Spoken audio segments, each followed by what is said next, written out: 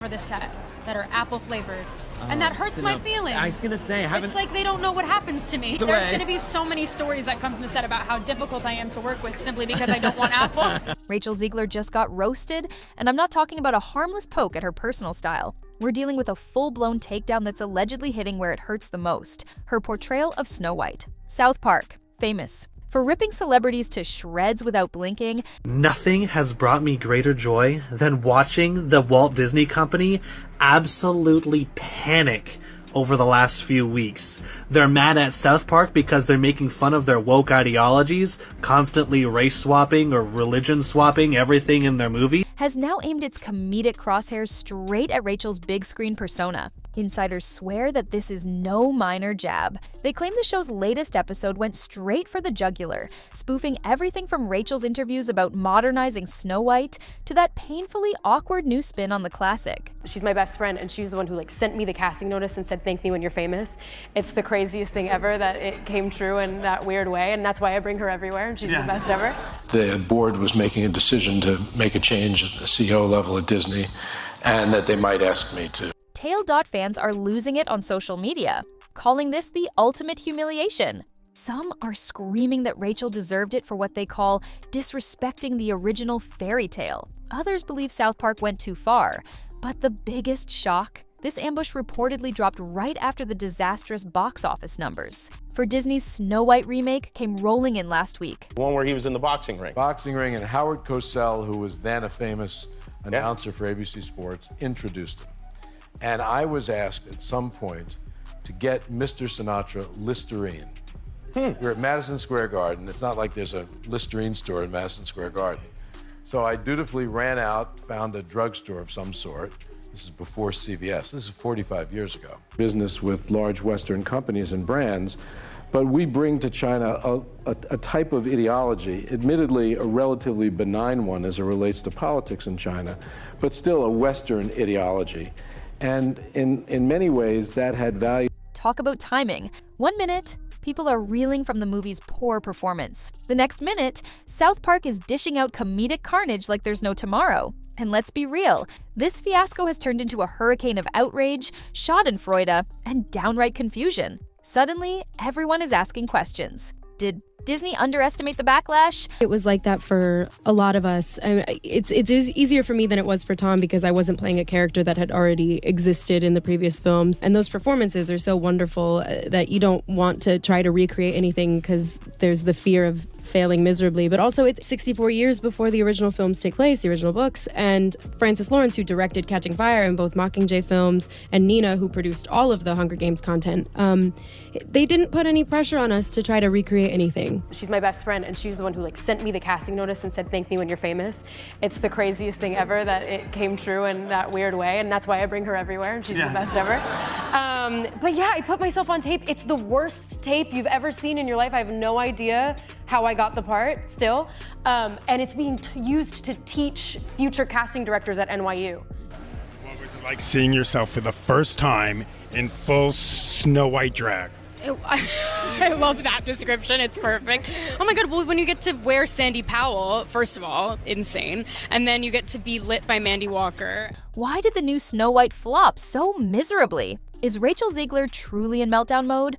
Or is she throwing shade at her critics behind closed doors? But that's only the tip of the iceberg. South Park has a long history of roasting big-name celebs. It's basically a rite of passage for mainstream actors. Yet what makes this situation sting is the timing. The show fired its satirical missiles right after Snow White bombed at the box office. Viewers say the episode was jam-packed with jokes referencing the out-of-touch approach that seemingly turned Snow White from a charming character into a modern-day punchline. The rice has to be body temperature, and if it takes too long to serve it, it's no longer body temperature. But what was interesting to me about him was he had 3 Michelin stars, and he was still trying to learn how to get better, how to be better. Yes. And I showed that to executives at Disney. And my advice to them was to not hear the noise as much, to continue doing the job that we've entrusted them to do. Right. Which is to tell the truth, to state the facts, to present the news in an accurate and a fair and in a timely. They took jabs at everything from the updated storyline to Rachel's own comments about how outdated the original 1937 film felt. Witnesses claim the dialogue was savage enough to leave fans speechless. One line, rumored to be swirling around Reddit, involved a satirical cameo of a princess complaining nonstop about the patriarchy, yet ironically swooning when a handsome producer waves the promise of fame in her face. If you think that's over the top, you're probably right. South Park doesn't do subtle. They allegedly dialed it up to maximum pettiness, parading the idea that the new Snow White might have tanked because of the negativity stirred by Rachel's interview. Social media detectives quickly pieced together that this was a direct shot at Rachel. After all, she's been accused of injecting modern commentary into a beloved classic. The alleged humiliation factor soared when the internet discovered that this roast perfectly coincided with the humiliating ticket sales. According to the Yow, rumor mill, Rachel found out about the South Park episode mere hours after the dismal revenue figures went public. Imagine going from "I'm leading a Disney film" to "South Park is dragging me on national TV for flopping," all within one brutal news cycle. But if you think that's the end of the story, buckle up, because Rachel's recent controversies only made this comedic takedown more brutal. Rachel Zegler isn't new to public scrutiny. The actress first broke onto the scene with that enviable Cinderella story, singing her way to stardom and eventually snagging a role in Steven Spielberg's West Side Story. But even then, critics whispered that she had a habit of sharing, a bit too much on social media. Then came her involvement in Disney's Snow White. Fans were excited at first. After all, who wouldn't want to see a fresh face breathing new life into a timeless princess? But then, those interviews happened. Rachel allegedly went on tangents about how the original Snow White lacked depth or was stuck in outdated norms. Hardcore Disney loyalists were furious. They labeled her comments as disrespectful. They said she wasn't respecting the legacy that made this role iconic in the first place. And that's the moment everything started snowballing. As rumors spread about on-set tension and last-minute script changes, the hype around the film turned sour. Some claimed Rachel was too outspoken. Others insisted she was simply standing up for a modernized fairy tale. Either way, negative press engulfed the project. By the time the film hit theaters, the narrative wasn't "let's celebrate a new take." It was "will Rachel's so-called arrogance sink this movie?" And when the numbers dropped last week, the verdicts seemed to speak loud and clear. Now, adding the comedic sledgehammer from South Park on top of an already stinging fiasco was like rubbing salt into a fresh wound. People are outraged, amused, or downright baffled by how spectacularly this all blew up. Still, the chaos wasn't limited to fans and critics. Here's where it all goes nuclear. Word on the street is that Disney executives are fuming behind closed doors. They supposedly sank a fortune into marketing, trying to salvage the film's shaky reputation. Now that the box office numbers are official, heads are allegedly rolling behind the scenes. There's talk that top brass underestimated the power of social media backlash. Some executives reportedly blame Rachel for antagonizing the fan base. Others blame the script or the marketing approach. Either way, it's a fiasco of epic proportions. Fans are just as explosive. A chunk of Disney loyalists can't comprehend how such a beloved classic could fail so massively in modern times. Many blame the so-called woke angle. Others say it was miscasting or an uninspired storyline. As for Rachel, the rumor mill is convinced she's in panic mode, navigating a storm of negative attention. There's talk of her publicist desperately attempting damage control, with statements that half-heartedly defend the new take on Snow White. Meanwhile, the internet is having a field day. Memes are popping up everywhere. Hashtags range from the Snow White disaster to South Park owned Rachel. Some fans are worried about the lasting damage to Rachel's career. Others seem to relish the drama, claiming this is what happens when Disney tries to mess with perfection. All these swirling narratives have turned into a perfect storm that threatens to overshadow anything else Rachel might do in the future. But that wasn't the whole story. Sources close to the production claim the atmosphere was tense even before the film released. Allegedly, Rachel's outspoken stance created friction with certain castmates who felt overshadowed. Some of them wanted to promote a faithful adaptation of the original fairy tale, while Rachel, according to insiders, championed a so-called bold reimagining. The creative tug-of-war reportedly took its toll. Disney executives supposedly scrambled to keep everyone on the same page, and then came the big moment. The release date. Expectations soared. Analysts projected blockbuster numbers based on the Disney brand alone. Instead, the opening weekend fell flat, sparking immediate Crisis meetings. Rachel apparently kept her cool in public, but whispers suggest she had a meltdown behind the scenes. The pressure to deliver, combined with the vitriolic social media buzz, supposedly pushed her to the edge. Then, as if the universe couldn't resist a good cosmic joke, South Park dropped its satirical nuke right in the midst of this fiasco. The episode not only lampooned Rachel, but it also took shots at the studio's eagerness to churn out live-action remakes for a quick buck. Industry watchers say the mockery was eerily spot on, encapsulating every complaint fans had about the new Snow White. In one fell swoop, South Park hammered both the film's direction and the lead actress's public persona. Some staffers are freaking out at the possibility that this controversy might further tarnish Disney's brand. Others privately admit that maybe it's time Disney learned its lesson about tinkering too aggressively with classic stories. Whatever the case, the show's comedic blow landed like a thunderbolt, further amplifying the already chaotic meltdown swirling around Rachel. But the personal fallout for Rachel is what's got tongues wagging now. So how's Rachel taking all this? Insiders claim she's furious. Being lampooned on national TV is a humiliating blow, but having it tied to a movie you just headlined, one that's already drowning in negativity, feels like a public execution. Publicly, she's keeping appearances. Cordial. On social media, she's posted a few vague statements about staying true to herself and believing in new versions of old stories. But it's those between-the-lines messages that have fans raising eyebrows. It's almost like she's indirectly confirming her distress without actually calling out South Park. Meanwhile, supporters are still out there, defending Rachel for standing up for what she believed was a progressive spin on Snow White. They argue the movie's failure might be due to an oversaturated market, stiff competition, or negative word-of-mouth triggered by trolls. But critics, and let's be honest, there are a lot of them, aren't buying it. They say Rachel's own.